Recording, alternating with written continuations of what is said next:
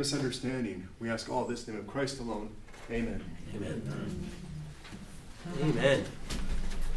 So again, there's coffee back there, guys, and donuts as well. So chow down. Well, good morning, Mr. Clemensen. Good morning, Jay. How are you? I'm good. I'm glad to hear that. Jay Well, just we've got been back from sharing a little some camping. stuff. Yeah, camping, Sedona. okay. That's Highly good things. recommended. I didn't get into the crystals thing. No? No, Okay. no, I skipped the crystals.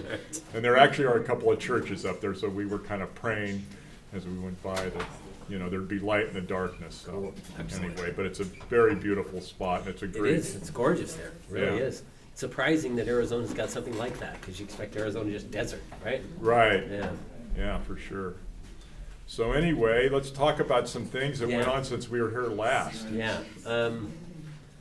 Said earlier, I ran across something, and I can't tell you where I found it, but it's something called Acta Palate, and it's a document that's been in the Catholic Church, I guess, for a while.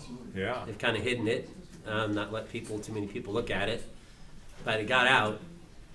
And what it is, I don't know when it was written, I'm not sure but when you read it, and I'm going to send it to all you guys, that's why I wanted to get your emails, but when Jay and I read it, it appears, and we can make assumptions, but the way it's written, it appears to be something that Pilate would write, Yeah. because it's not got any glowing comments about Jesus, which you don't expect from a pagan. Same with Josephus. Josephus wrote something about Jesus as well. The basic one didn't go on and on about how wonderful Jesus was, which I would do as well, but Josephus probably wouldn't do that. But again, that's the reason why maybe that particular copy of Josephus, maybe we think that that's gotten some hands on it, Christian hands on it, because it has some stuff that maybe a Jew wouldn't say. But this Pilate thing, it was really interesting. We're going to get it to you guys so you can read it. But it's got a lot of commentary at the start. But around page 48 or so is when the actual document that they think Pilate wrote. And who's the guys that also... I cannot remember, but what I thought was interesting was how at the beginning he went into the struggle to even get this thing. It was the Vatican, I guess I didn't think about this, but the Vatican is like there's a library in there. Mhm. And there's all these ancient scrolls, basically, that they've got locked way down. So this was in the deepest region of the Vatican, right? Yeah. And so he was given by the custodian of these documents, basically wrote out in Latin what Pilate had said. So word for word, Pilate's words, because he spoke Latin. And then this fellow published it in 1844, which is kind of interesting. But it's like we were talking about before, it's just one of these resources that's on the internet that, there's a lot of PDFs on the internet that are very informative, but people don't know about them. And they're free. Yeah, Yeah, they're free. You just download them, and that's it. Same thing with this, it's free. But I was reading this report. They call it a letter. I feel like it's more of a report from one politician to the next. So it's Pilate writing Caesar Tiberius and trying to explain what went down in Jerusalem that day. It's almost like he's trying to cover himself. And when I read it, some of the things he's talking about, how he'd had these prior problems with the Jewish leadership, I had read that in Josephus. Mm-hmm. And so when he's mentioning this, I'm thinking, wow, this is really lining up with a historical text that is quite remarkable. The other thing I think about this is that if it's genuine, it surely predates the Gospels, but there's no reason to believe that the Gospel writers even knew about it or would have ever had access to it. Yeah. Right? And when you read it, the hostility factor is amazing. Yeah, they talk extensively about how hostile the Pharisees and the leadership of the Jewish people were to Jesus. Hostile to him all the time. But it goes off in a different direction at some point, and Pilate actually starts having sympathy for Jesus. And that seems odd, but when you read the Gospels, it appears to me that Pilate didn't really want to do what he was doing. He had some feelings about Jesus that were real, and most people around him did have that feeling. There's a few exceptions like the Pharisees, but most of the people that didn't have an inset attitude about Jesus, if they didn't have that, he seemed to be able to just bring them onto him, bring them closer to him, and start realizing this guy's different. And that's what Pilate said. So this guy's different. And his demeanor was different. Everybody's everybody's freaking out over this thing. They're yelling, "Crucify him!" Everything else, but the calmest person around, including the Romans, right, was the guy that was going to get it. Right. Yeah. Yeah. He was calm as could be because he knew that's where he was going. Well, I get you're going to email that Yeah. out, the PDF, and then people can either email questions or comments, and then we can talk about this a little more next month. Yeah, Should we do that? Exactly, because we're going to move into the New Testament next month. So let's talk about this Piers Morgan. Yeah. Tell me about how did you come across that? This was something that came onto Facebook that Piers Morgan was going to be interviewing Stephen Meyer. And who's Stephen Meyer? Stephen Meyer is the guy who wrote the God Hypothesis. He wrote Darwin's Doubt, Signature in the Cell. Yeah, hold that up because he wrote that one, and two other books too. And I love the guy. He is my favorite apologetic guy. Maybe him and John Lennox. But I just think he brings things across in a gentle manner. In the interview that you're going to see with him with Piers Morgan, Piers Morgan's a believer as well. I didn't know that, but he said he is. And what he says about other people, I struggle with this because I don't do this. But Richard Dawkins' name came up because he had been on the show. And the interview has that in it. I'll let you guys watch it, but let me tell you a little bit about it. So we're going to email a Yeah, we're link going to to email that too. Okay, good. Right. But at some point in the interview, they start talking about Richard Dawkins and how hostile Richard Dawkins is to Christianity, God in general. But Stephen Meyer didn't really have that opinion. He said, I like him. He's passionate. He said, now, me and him come from different sides of the story, but he said, I like his passion. And that's, I think, something that I fail to do sometimes. I don't see that you can approach somebody in a different way like he did with Dawkins. As soon as the name came up, my mind went to, oh boy, that guy drives me nuts. But that wasn't Stephen Meyer. He said, Dawkins has this quote, and let me see if I can get it partially right. He said, the universe is exactly what you would expect to see if there was no design or purpose behind it, just chaos. That was his quote. And Stephen Meyer quoted, and he said, that's a great quote. He's bringing up his side of the story very effectively. He said, now, I don't believe that at all. I don't think it's true.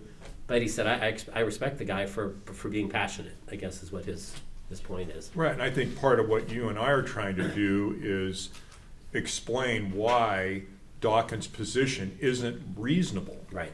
I mean, it doesn't pass the what's the reasonable doubt test, Right. which so much we've talked about already about evolution does not. Yeah. And it might be passionate, but passion doesn't make it true. Right. Hitler was right. passionate about his beliefs too, but I think we all know that his was wrong as well. Sure.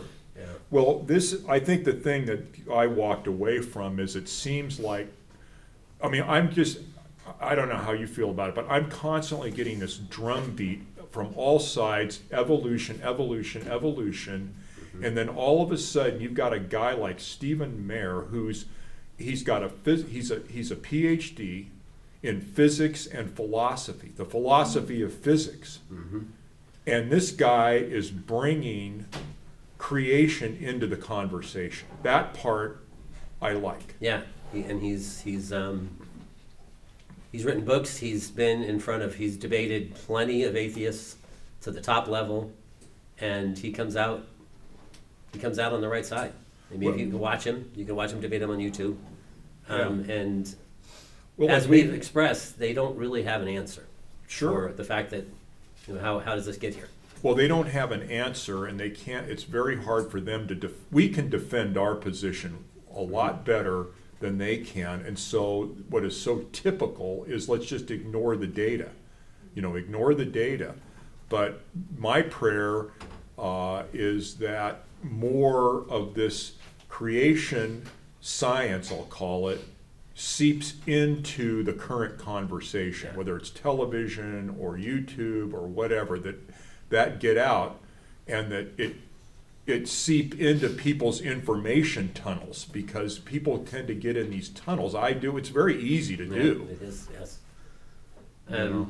Another mention that they make, and this is just on the evolution thing, we're going to move on to miracles, but this evolution thing, they bring this up, and Stephen Meyer said, in December of 2016, there was a conference held with the Royal Society, one of the top-rated scientific organizations, but in December of 2016, there was a conference, and they brought together the evolutionary biologists and the ones that used to claim it, and the point is that we're very dissatisfied with the theory. The theory has too many holes, and there's several of them said we need to ditch this. The theory of evolution. Theory of evolution. We need to ditch this and come up with something better. Okay, but to be clear, right, there's really only two worldviews on this, right? That's I mean, there's either random undirected process, that's evolution, or creation. Or the fact that there's a creator, intelligence behind what we see. So they may be dissatisfied with their theory, but they're not offering a third alternative, No. at least right now. Not yet. Okay. Well, my thing was, the thing that hit me during the last month was this James Webb Telescope. Oh, yeah, okay, tell us about And that. yeah, I think it was Christmas Day actually of 2021, so it hasn't even been 3 years. They launch another telescope that can probe farther into the universe than the Hubble telescope.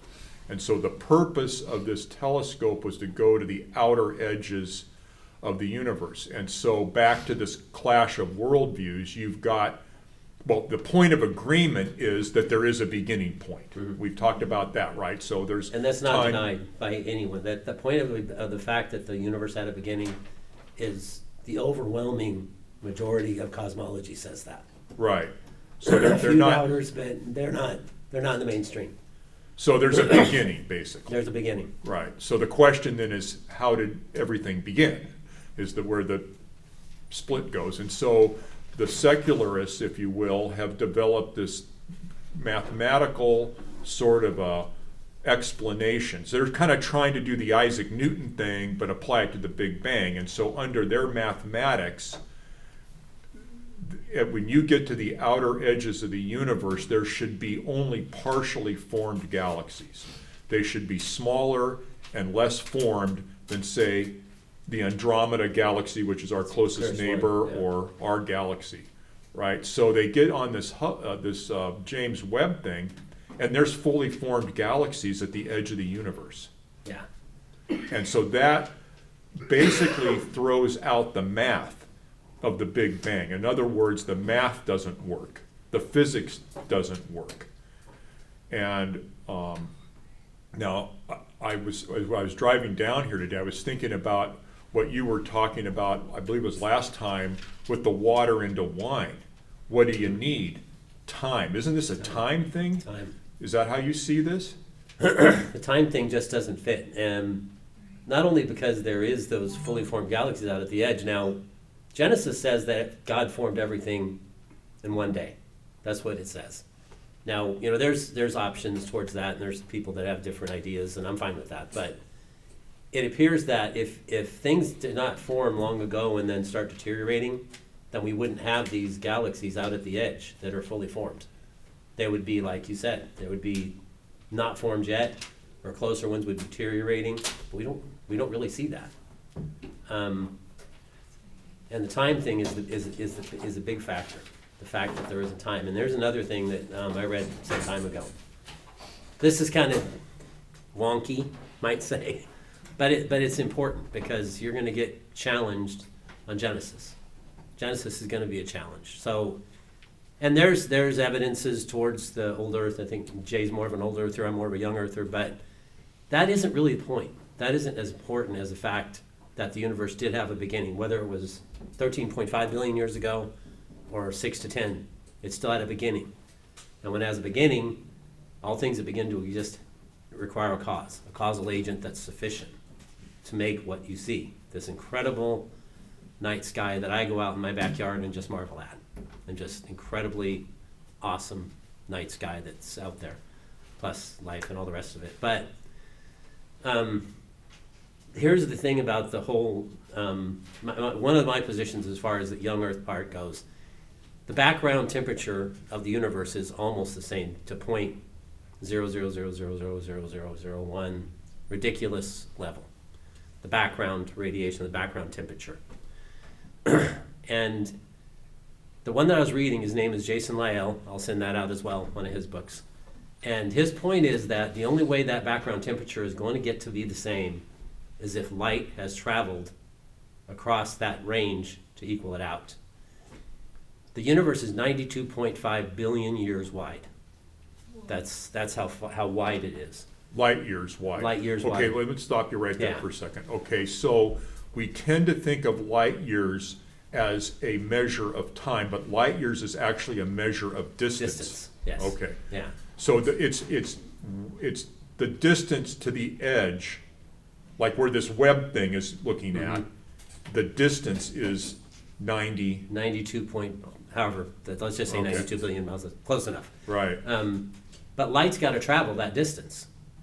And Jason Lyell's point, he's a PhD from some great college in astrophysics, and he said, I'm sorry, but light does not have the time to travel that far. Okay, so it's also a measure of time. Yeah, in the 13.5 billion years that it's supposed to be able to travel, that's been existent, it doesn't have time to travel even once across. And his point is it's got to travel several times across. So it doesn't have To time make to the do it. distance. So if you're confronted by an atheist that, what do you think, the universe could be created in 10,000 years? Okay, well, God could create it in a day if he wants to. But the point is you have the same problem. You have the same problem. You think it's only 13.5 billion years old, but how come the background temperature is all the same? When light doesn't have the time to travel across that 92 billion light years to equal it out. It doesn't have time to do it. Their solution, the inflation, the fact that at the very beginning, light traveled faster than it does now.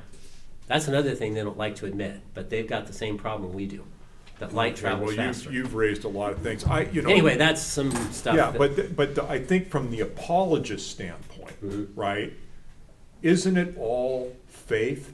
I mean, they are taking all of this stuff. They question your faith. I mean, that's the criticism of us, right? But the reality is, to go down their road right out of the gate, something which we of course have beat on this, something got created from nothing. You cannot. Science shows you cannot create something from nothing, so that's faith. Now we're trying to bridge a gap that can't be bridged, faith, that light years aren't the upper limit, there's some faster thing than light. Where is that? Where in your physics is that? You see, now they're wildly speculating. I mean, and this is where we're going to go, and this is a good point to switch over on miracles. right now, before we start, then, because you're coming up with our topics. This, you're the leader of the group here, brother. How did you come up with this Exodus story? What was it about the Exodus story that prompted you to want to go down that road today? It seems to me, and Jesus created a bunch of them, and we can go there as well. But it seems to me, as far as the First Testament goes, if you're looking at miracles, you really go back to Exodus, because it seems to me there's most of them there. Moses, well, God pulled lots of stuff off through Moses, but he did a lot of things there, and what it seems to me, and I'm certainly not a theologian, but it just seems to me that God has an intent behind when he does miracles. It's not just to necessarily wow people, although it does, but God has an intent and a purpose behind his miracles, and it appears to me that in the Exodus story, he was trying to get two things. First of all, as you guys read the Exodus, Moses wasn't exactly the most outspoken guy in the world. At first he was, but I think spending some time in obscurity kind of got him to be a bit shy, and he's fearful. And I probably would be too. He killed somebody in Egypt. He had to run because he thought they were going to kill him. And maybe he's a little reluctant to go back to Egypt and start proclaiming about this God that the Egyptians hate. So I can understand where he was getting at. But as you read the story, and we'll get into that, as you read the story, what did God do for Moses? He was trying to encourage Moses. He was trying to get him, say, look, I'm with you. And Moses said, well, who do I say you are? And God said, I am. I always was, I am now, and I always will be. And I'm going to be with you. That's something that really encourages me. Yeah. Encourages me because I have the same problem. And when God says, I'm with you, I look at those things that he did through Moses, and I'm thinking, okay. And he did things right in front of the Egyptian people, and I believe it wasn't because he was trying to get them to let go of the Jews, but he was also trying to get the Egyptian people to believe. Right. Because God cares about them as well. Absolutely. And he did that right in front of all of them. And if you look at when Moses actually left, it doesn't say that just the Jews came with him, but it says there were strangers in the midst of the Jews as well. So many of the Egyptians realized, and we'll get into that, realized exactly what it was that God was trying to do. Right on. Yeah. So. Very cool. But let me address here something, because when we talk about miracles, and a lot of people say right off the bat, as soon as you say something about a miracle, an atheist will grin, roll his eyes at you, put all kinds of stuff in print, what an idiot you are for believing such things. But we talked about back when we were talking about evolution, we talked about the odds on what atheists try to say how we got here and what the odds are. Something you're better at math than me, but what I understand, Burrell's upper limit. This guy is a mathematician, and he said this is where miracles start happening. If the odds against it are any worse than 1 in 10 to the 50th, then it's a miracle. That's Burrell's upper limit. And if rattle off some of the odds that we talked about when Right. we were talking about, Yeah, right. life coming from the first cell. Right, and this is something that's really been on my heart, which is this, scientific notation, which is exponents, right? Yeah. And nobody's really hitting this hard, and I think we all need to be thinking about this. We talked before about what is the probability that Earth as we know it could have been brought about by any process, right? Mm-hmm. Or by random, undirected process is what it is based on. Yeah. 1 in 10 to the 225th power. Okay, so Burrell is saying 1 in 10 to the 50th is a miracle. 1 in 10 to the 90th is all the particles in the known universe.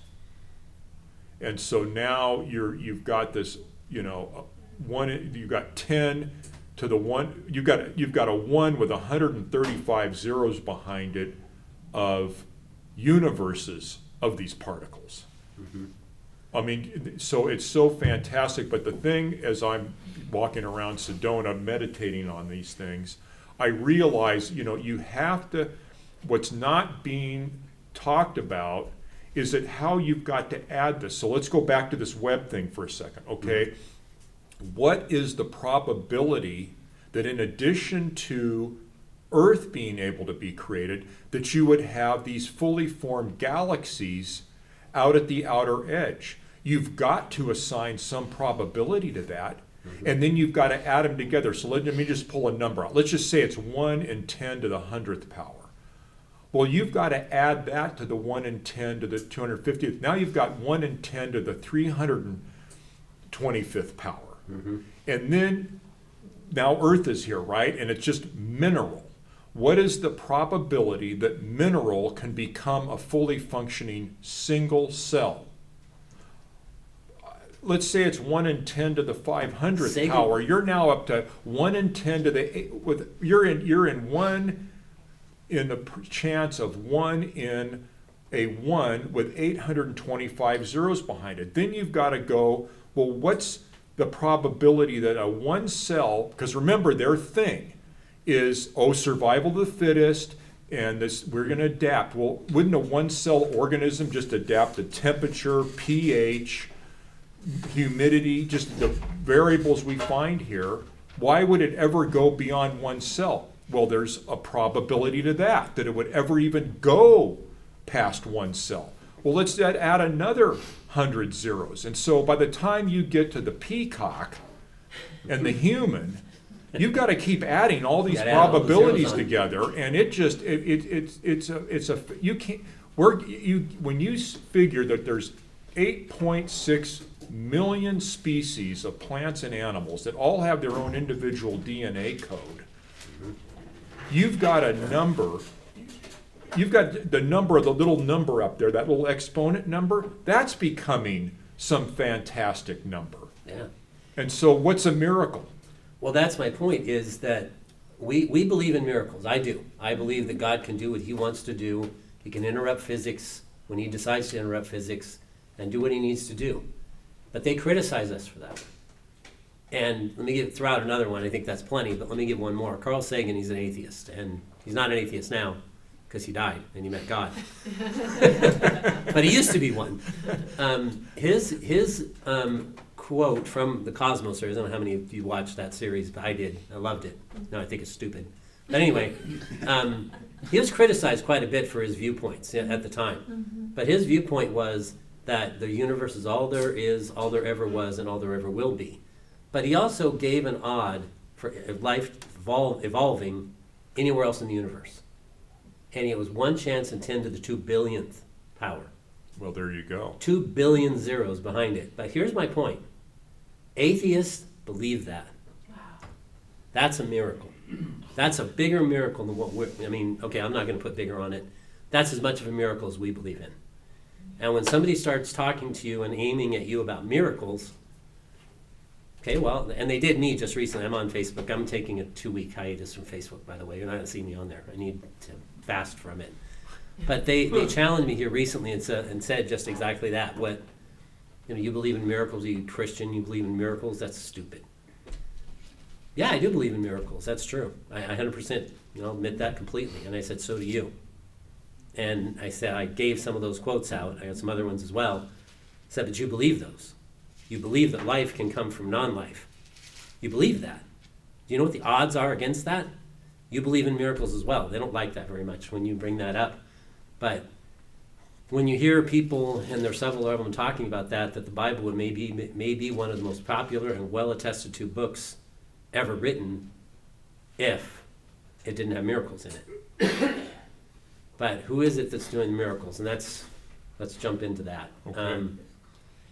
When we first got together and started talking about doing the study, I brought up this book. It's called Mr. Flatland, and I got the name wrong when I talked to you about it, but it's called Mr. Flatland, A Dimensional Romance.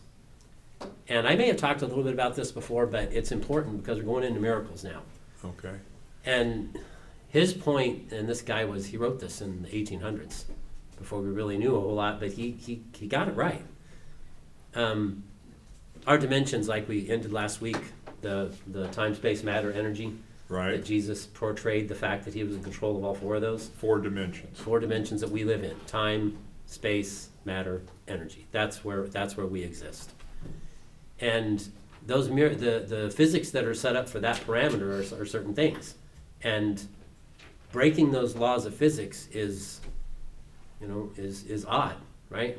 I mean, when donkeys talk, these are the things we get complained about when we talk about the Bible. Snakes talking, donkeys talking, people flying up in the air in a chariot, people raising from the dead. All the stuff that we believe in is miracles. Mm-hmm. And what he brought up, and I'll try to illustrate this so we stay on tape, but his point was this. He had this idea that's called Mr. Flatland.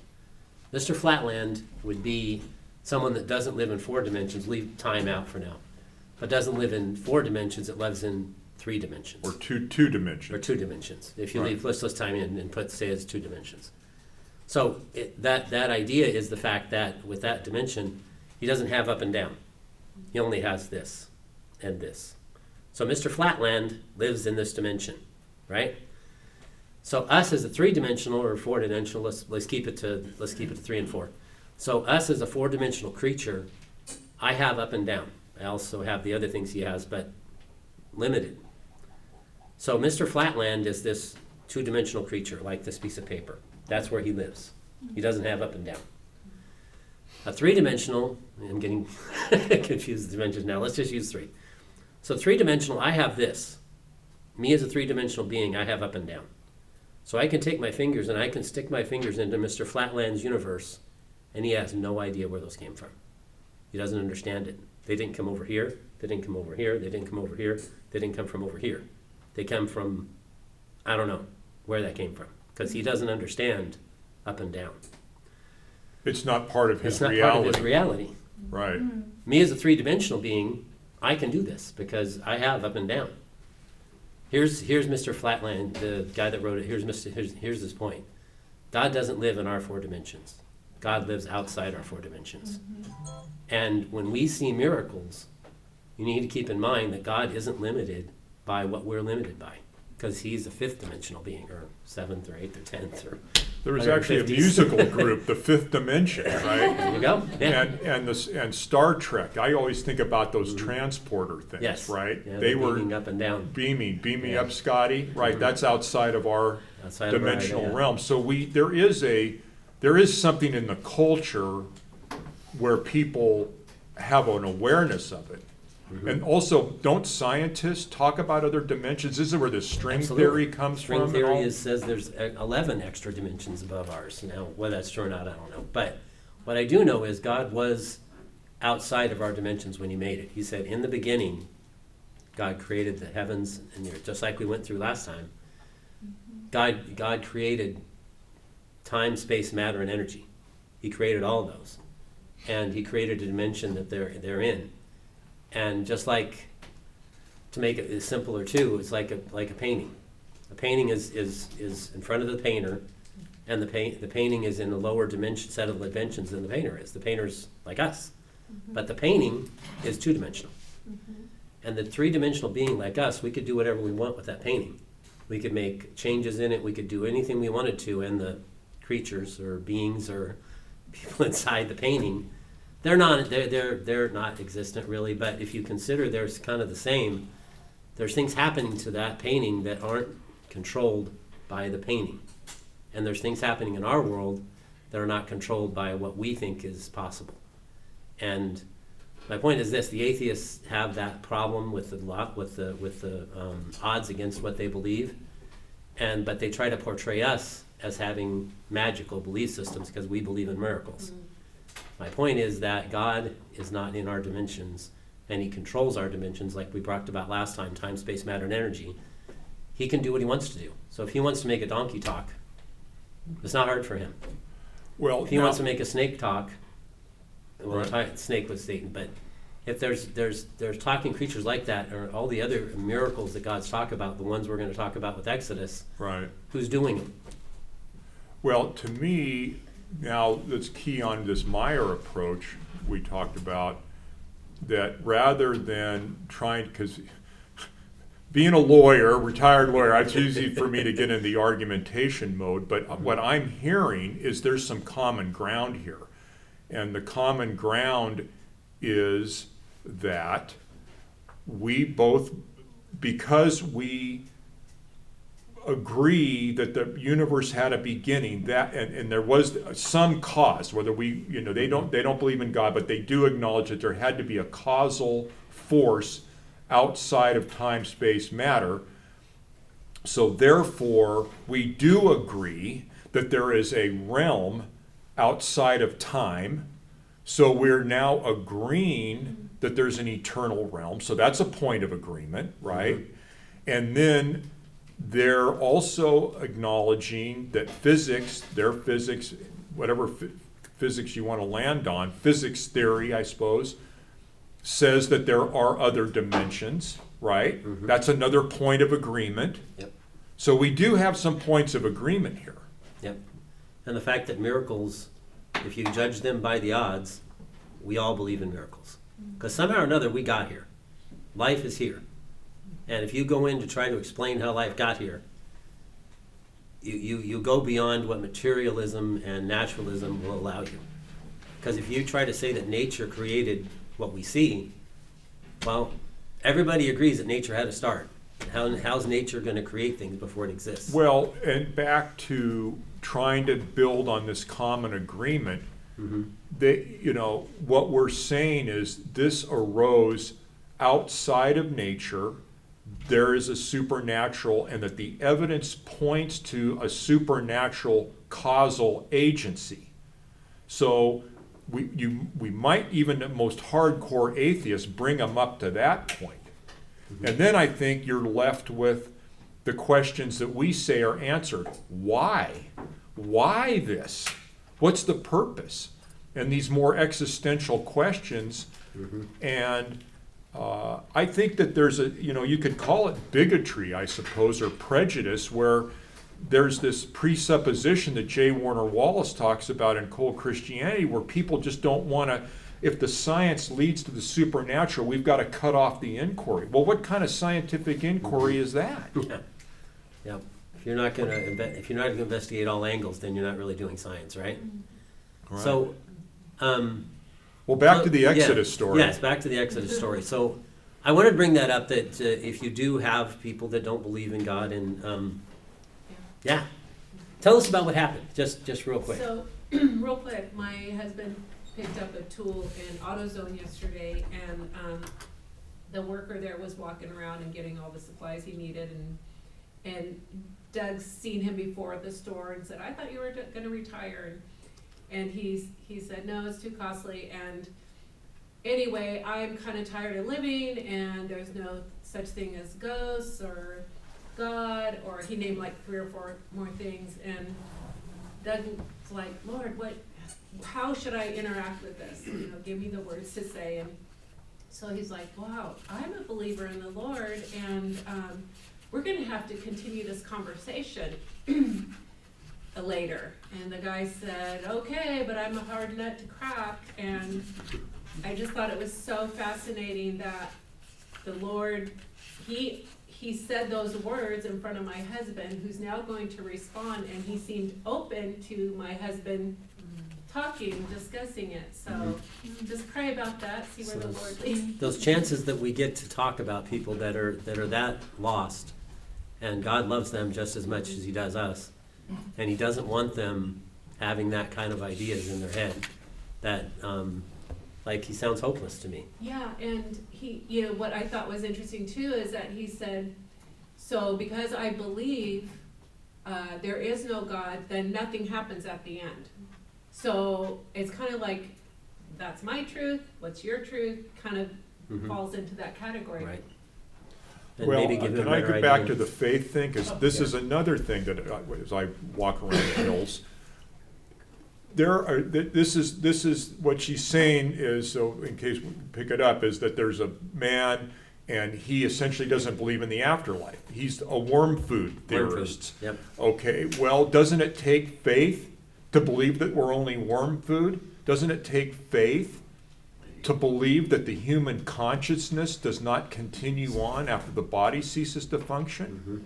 Right? And you and I have been talking about these after-death experiences. The problem with that theory is it's not borne out by reality. The reality is that people die, physically die, their soul leaves their body, they have an out-of-body experience, many of them experience heaven in some form, God, and they come back into their body. That doesn't square up with the faith in worm Doesn't. food. Talk about the one lady that had the experience of going up and Right. yes, talk about And that. Imagine the God of Heaven. The author investigated, before he became a believer, he was an agnostic, he investigated over 1,000 of these stories. And there's thousands and thousands of these There stories. could be millions. Yeah. And the one person died in a hospital, it might have been an operating table even, had an out-of-body experience. As he or she was hovering over the own body, seeing the body, there was a ceiling fan, and on top of the ceiling fan was a red label with writing on it. And when she came back in, she told the hospital staff, there's a red sticker on the top of that ceiling fan, and this is what it said. And the guy got a ladder out, and sure enough, there was a red sticker, and it had writing on it, and there was no way for that, I think it was a lady, in her body to have ever known that. She'd had to have had an out-of-body experience during a death experience to even know about that. And these are attested to by the surgeon and the people that were talking to her. They all attested to the same fact. Correct. That she saw this stuff. So those are the things that we can talk about to people like this one that your husband was talking to, saying, I get what you're saying. This is, that we don't see heaven, we can't see it, but understand there are things that make it so that that you can look at and look into that would revive your hope. This poor man is wanting to commit suicide because his life means nothing, but we can talk to him about things like that and maybe change his mind. Maybe get him to think that it's not all over. I have a purpose here, and the purpose, maybe he's going to be like me. I wasn't maybe that far off, but when I first started reading the Bible and realizing there was something afterwards, it really gave me a purpose. It gave me a reason why I'm around, and God will take me home one day. But until then, I've got what God's asked me to do. I'm going to go do, and I have purpose now, and I enjoy the purpose. Well, I I think that's the same with when we talk to someone who's been pushed into that, or maybe they've gotten mad at God for whatever reason it is. We can bring up things that give them hope again. Because I personally think that atheists, despite what they try to do, they're upset. No, they're hopeless and they're restless. Well, again, I think that building common ground, if we can get the person to understand that their position is also faith-based. So you've got your faith, I've got my faith, and then back to what you're saying is the difference here between the faith in worm food and the faith in an afterlife is that my faith, I have purpose. Your faith, where is your purpose in that? And maybe that's the way to build a bridge to say, maybe you should explore the basis of my faith. I believe there's arguments that give my faith more credibility, but it also gives me hope, identity, and purpose. Yeah, changes my life. Yeah. Changes my life around. Right. And let's talk about why God does miracles. Okay. Because we're kind of on that subject now as far as the miracles possible goes. And I think we've covered the idea that miracles are possible because the person who's doing them doesn't have the restriction that we have, Mr. Flatland. He doesn't have that restriction, our restriction. So he can interrupt physics when he decides he wants to. So let's read up on the stuff you Yeah, and I produced didn't for. get it. Can you give me a copy of the handout? Thank you. But when we started talking about miracles, I thought, okay, well, Exodus is a good spot to land because Exodus is the example of God doing miracles in plain view. All the Egyptian people saw it, all dealt with all the things that God was trying to point out. And probably a lot of you understand why God did what he did at the time he did and the place he did. But I think it's interesting to delve into it because God's about, he's not willing that any should perish, but all should come to repentance. That's what he said. And he felt the same way back then. God hasn't changed. He's the same God then as he is now. He wants people to understand who he is, and he wants people to have him as their guidepost. And what did he do? What did he do in Egypt? What was the situation with gods in Egypt? That's right here. We'll go through them. Well, there was false gods Yeah. and false worship. A whole bunch of them. And it centered around a very materialistic viewpoint, even though there's some spiritual, and they're trying to give credence to the fact that there were supernatural deities. To me, the impression I got that it all kind of emanated out of this Gaia thing where we're looking at the earth and everything came out of the earth versus what we believe is God spoke it all into existence, and we immediately come from the outside in. They're going from the Outside in. inside out. Right. So when God started this whole procedure, he brought a guy out to come to a burning bush to talk to him, and that was Moses. And Moses wasn't exactly the most outgoing guy you're ever going to meet. He was a little reluctant on the fact that he's going to go to Egypt and start talking to Pharaoh about God. He was pretty reluctant over that. Said he doesn't speak well, he doesn't do all these things. What did God do? God, if you read Exodus, let's just do that. Let me bring up that portion if I can remember where it's at.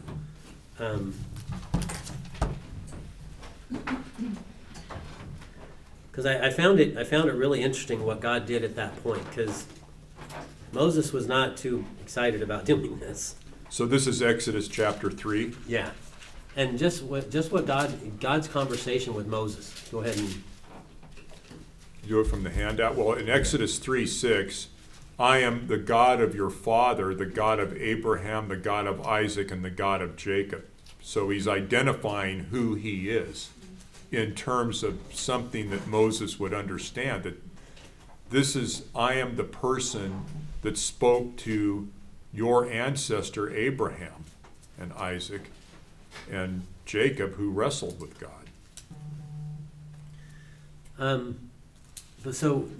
Starting in Exodus 4, then Moses answered and said, "But I suppose they will not believe me or listen to my voice.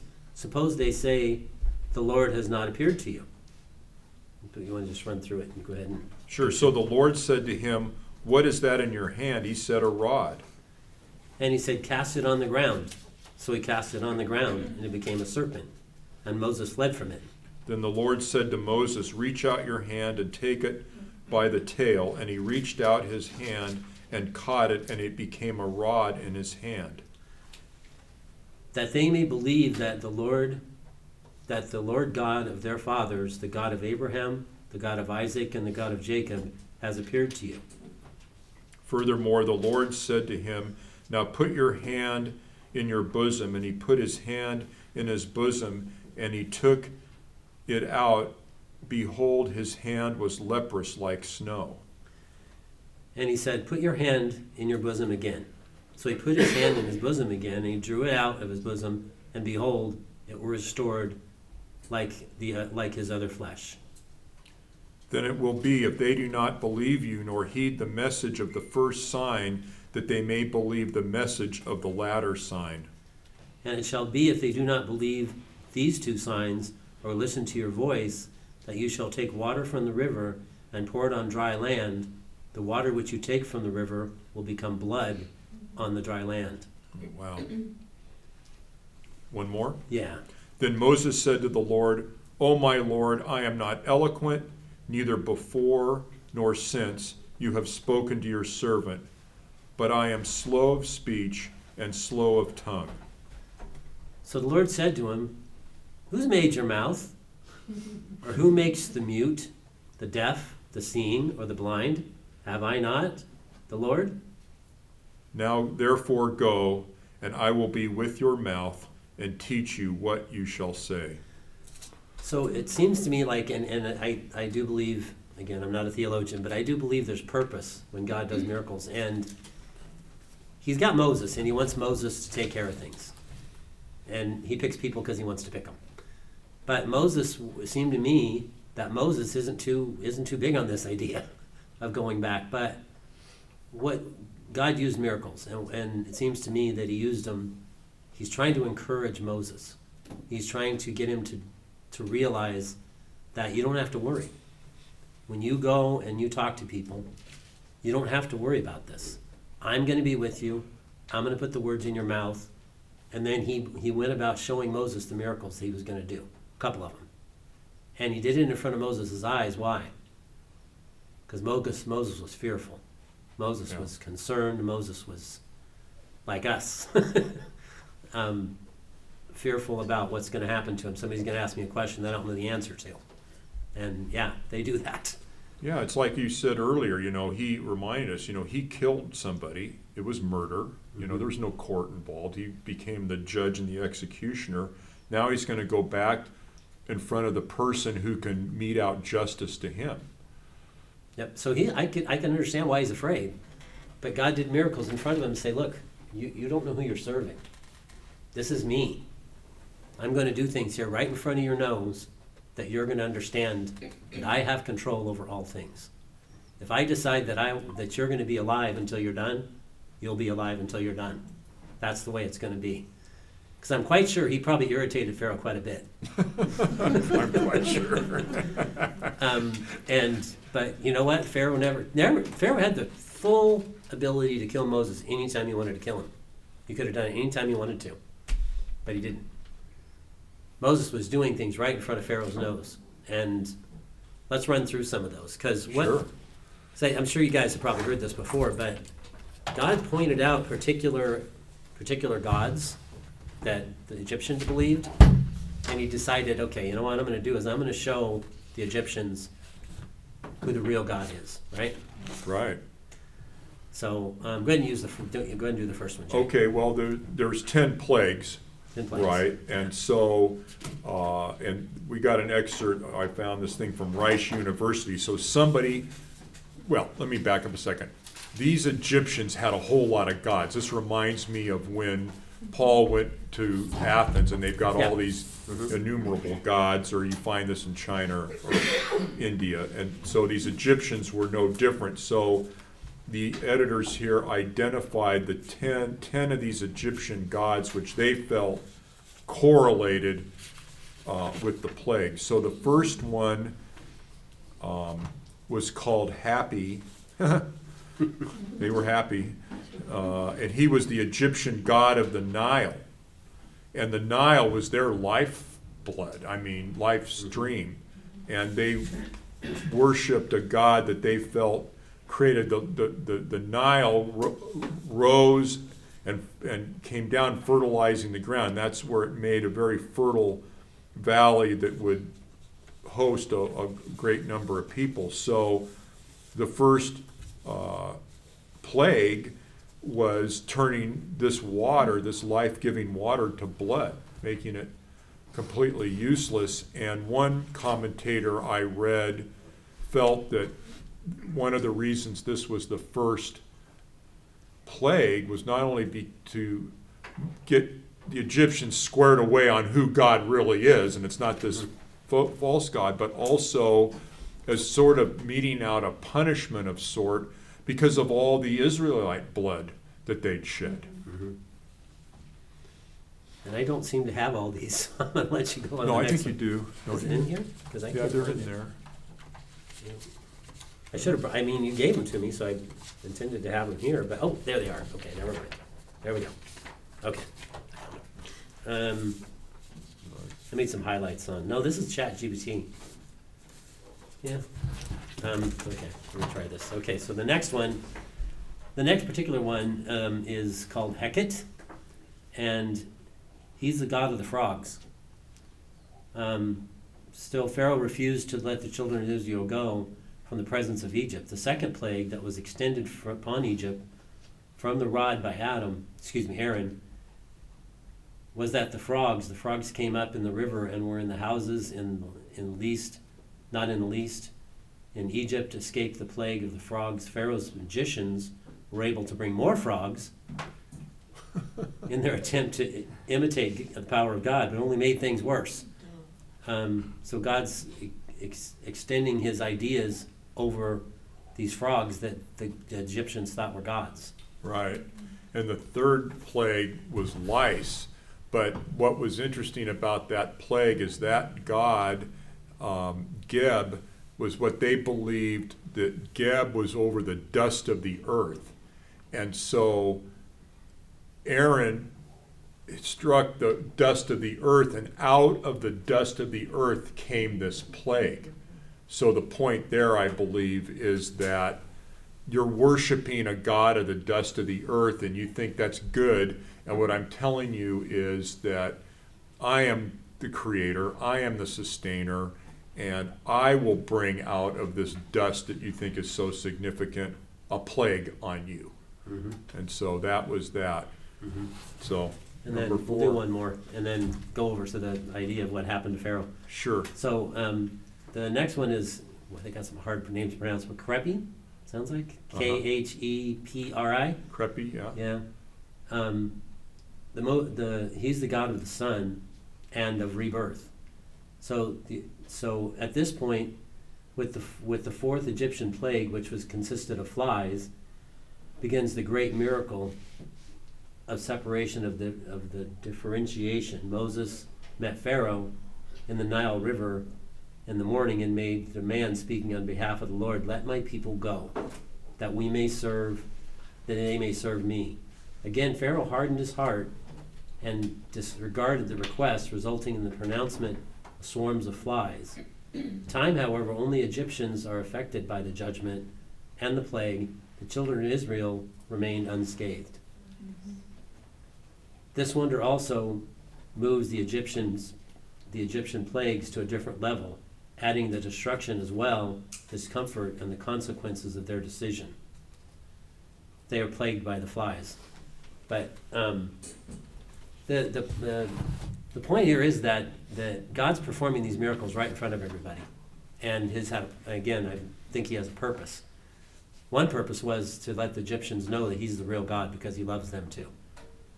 But also he's trying to get he's the God, he wants the Jewish people away from there because he's going to take them to the promised land after they mess up a few dozen times. But they're finally going to get there.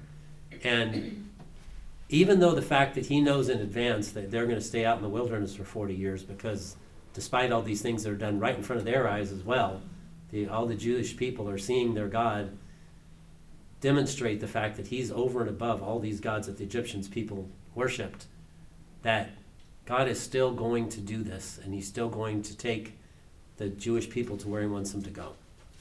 Then at one point, the Pharaoh is, for the first 6, I think his first 6 miracles, Pharaoh's hardening his heart because he doesn't want to believe. He's having these things happen right in front of his face, but that doesn't matter to him because he's decided he's not going to believe. And then it comes to the 7th miracle, and something happens at that point.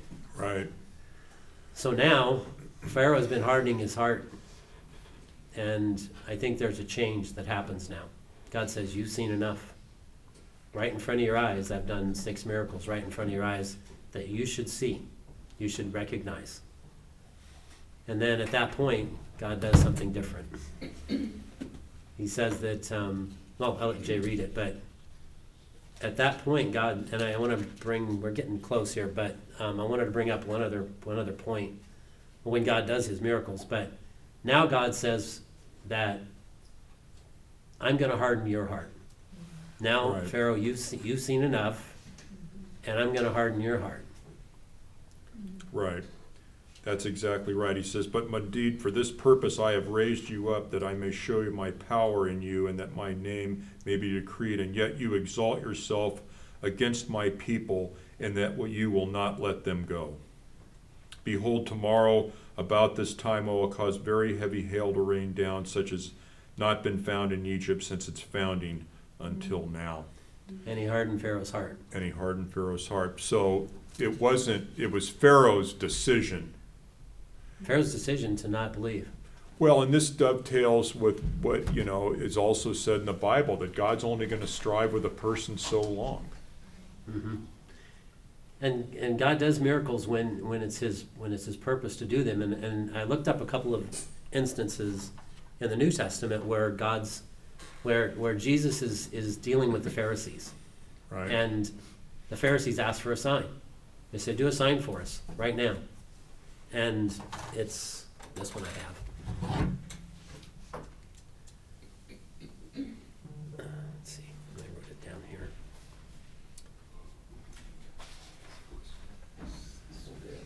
So it's Matthew, and it's Matthew 12:43 through 45.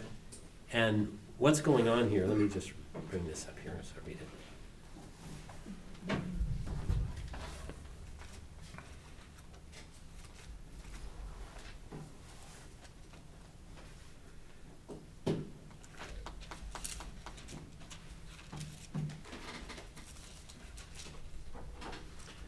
Okay. No, it's Matthew, it's not the right one. Hang on.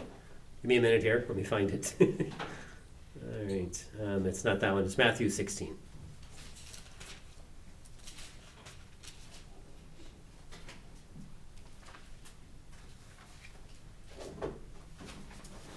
So the Pharisees and the Sadducees came testing him and asked if he should show them a sign from heaven, and he answered and said to them. Go ahead. When it is evening, you say, it will be fair weather, for the sky is red, and in the morning it will be foul weather today, for the sky is red and threatening. Hypocrites, you know how to discern the face of the sky, but you cannot discern the signs of the times. A wicked and adulterous generation seeks after a sign, and no sign will be given to it except for the sign of the prophet Jonah. And he departed, and he left them and departed. Yeah, That was his lever statement. yeah. Yeah. So as the case was with Pharaoh, Jesus knows people's hearts, and it starts right off. It says right at the start exactly what the problem was. Then the Pharisees and the Sadducees came and testing him, asked that he would show them a sign. So they weren't wanting to find things out like he was trying to deal with Moses. He was trying to deal with Moses because Moses was afraid. Moses did not disbelieve in God. He's like us. He has problems, and God knew he needed reassurance. And then Moses went and did what he needed to do. Maybe not as much because Moses was still a little afraid, but he was willing. The Pharisees and the Sadducees that came to him, God knew their heart. He knew that they didn't really want to believe. They were just trying to prove something, that Jesus couldn't do a miracle, he wouldn't do a miracle, he would do something wrong so they could criticize him some more. And Jesus knew their heart. And Jesus knows our hearts too. And he knows the hearts of the people that we're talking to, whether we do or not. Sometimes they're going to be a little reluctant. Sometimes they'll be open to it, but it's God, and God's going to do what he needs to do, as what it says here. And sometimes he'll do a miracle, and people ask you, well, I had somebody at one point ask me, said, okay, let's pick a person that's in the hospital. You pray for their whatever it is their injury is to be healed, and I'm not going to pray, and let's see which one works. Okay. God can do miracles for people and heal them when he wants to, but when the attitude is wrong, like it is with Pharaoh, like it was with the Sadducees and the Pharisees, he knows that. He can see inside for us and see whether we're really wanting something that's going to make our lives better. And I felt like the miracles thing was something we need to cover. Well, and the person that says something like that doesn't have the right understanding of God. They've got a God in their mind that isn't God. God is not a genie in a bottle. So if they're a genie in the bottle God believer or doubter, you're focusing on the wrong God. Yeah. Yeah. Yeah. Well, and I, had quite a bit of conversation about this, and, the fact of the matter is the burning bush story is one of these soul witness testimonies. But what's not a soul witness testimony are the 10 plagues. What's not a soul witness testimony is the Red Sea. So if somebody says, well, how do we know that Moses even saw a burning bush? My answer is, how did all this come about? And as you know, I went and pounded on ChatGPT over this thing. Mm-hmm. And about 7.5 pages of questions and answers with this thing. And, the reality is, it's like so many of these other matters, there's no ancient writing that doubts the parting of the Red Sea. There's actually writings that do tend to support it, including Josephus, which again is much later, but again, there's nobody disputing him. They've found some archaeological evidence that tends to support the story. Mm-hmm. And then, as we've got on the handout, this last thing where Rahab is acknowledging Hey, we're afraid of your God. He parted the Red Sea. Mm-hmm. They knew about it. This was a massively understood event, and yet there is no writing saying that the Old Testament account is a fabrication. Mm-hmm. And so that's what we are left with. And in my analysis, I don't think it takes a lot of faith to believe in a historical event that nobody's denying. Right. You know, because you know, there's nothing new under the sun. What happens today when somebody gets an inconvenient fact, the tendency is just to ignore it.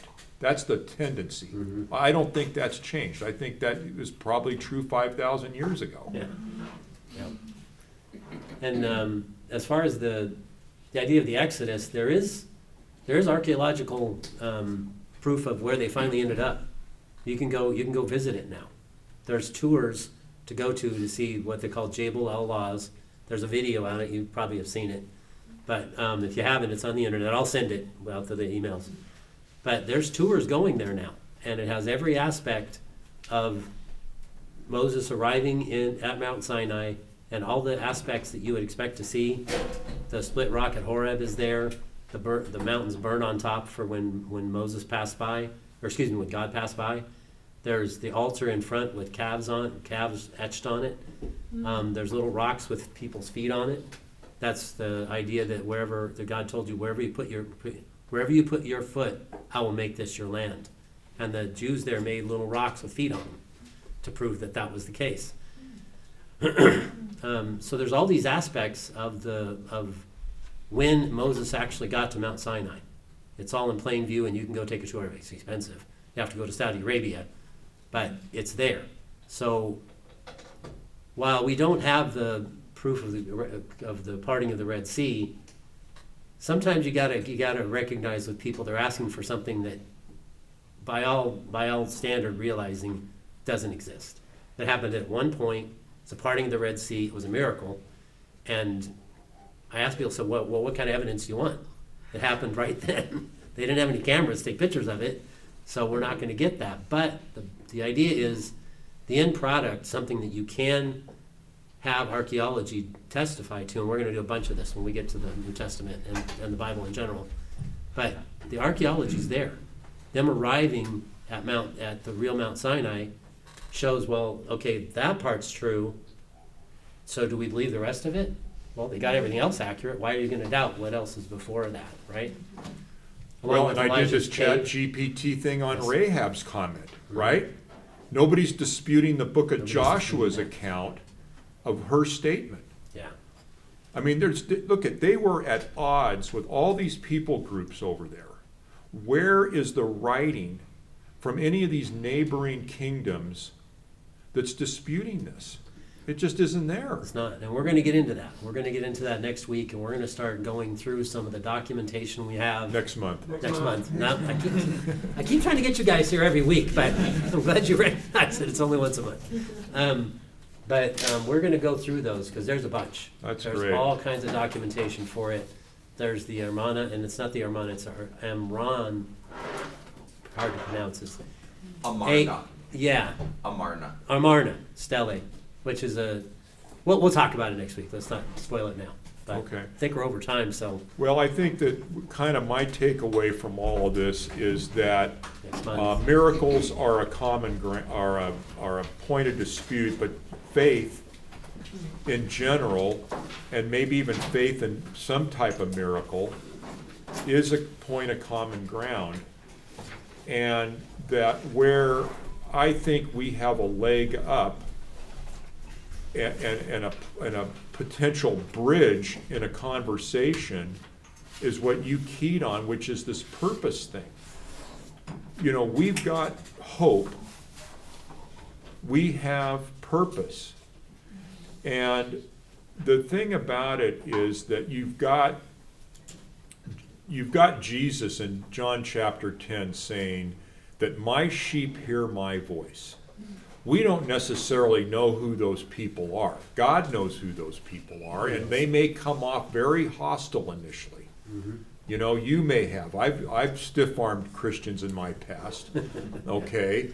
That's for sure. But here I am, and here you are. And here I am. And we're his sheep, and we hear his voice. Now, people were, I know in both of our lives, were trying to break through some stuff. Oh, yeah, there's people trying to get through my thick head, but I wouldn't listen.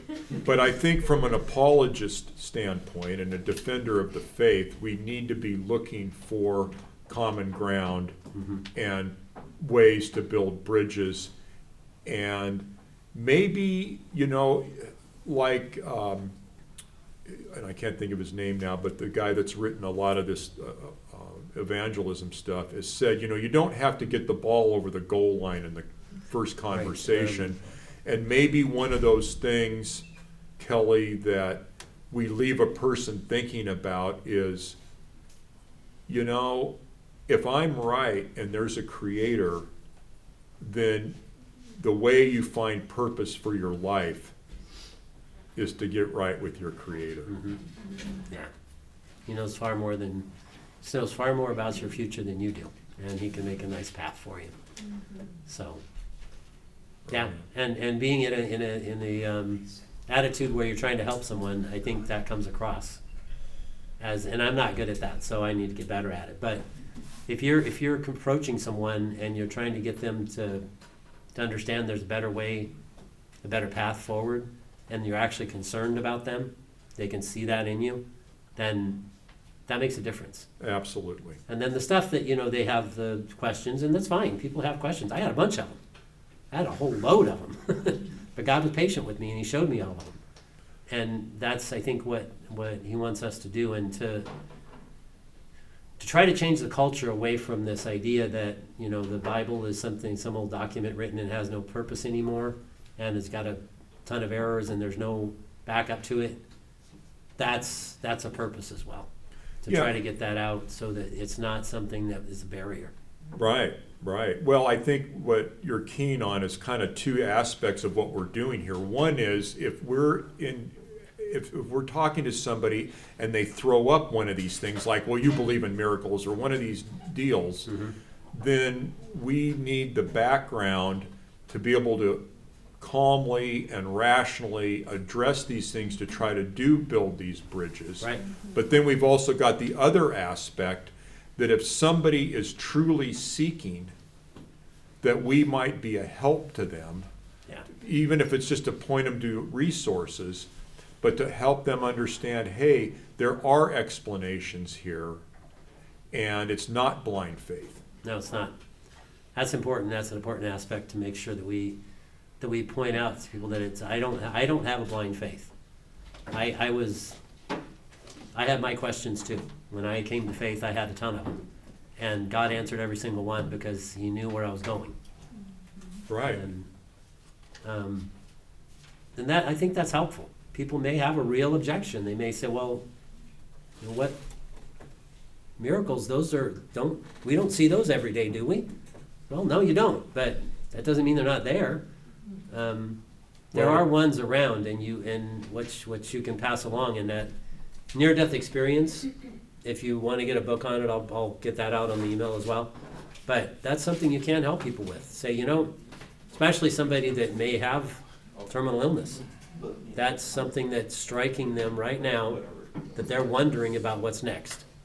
And if you can bring up some of those near-death experiences, maybe that's going to have an impact on them. Maybe start thinking that maybe this whole after-death thing, maybe that's really the fact.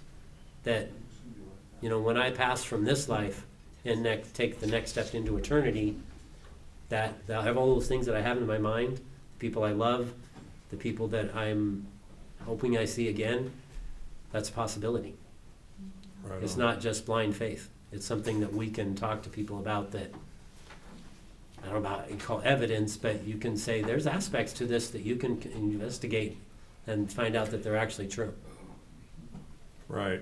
So. And you know, the point is that what they may see as a coincidence, we see as the hand of God, and that's probably why Jesus made a distinction between unless you're born again, you can't see the kingdom of God. Unless you're born again, you can't enter the kingdom of God.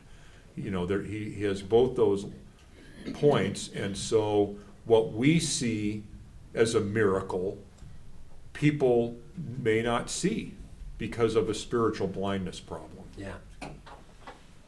But talking to them about the fact that there is that ability to have that knowledge is important, especially most people come to faith when there's a problem, when their life has gone to a third rail they weren't expecting to go on to.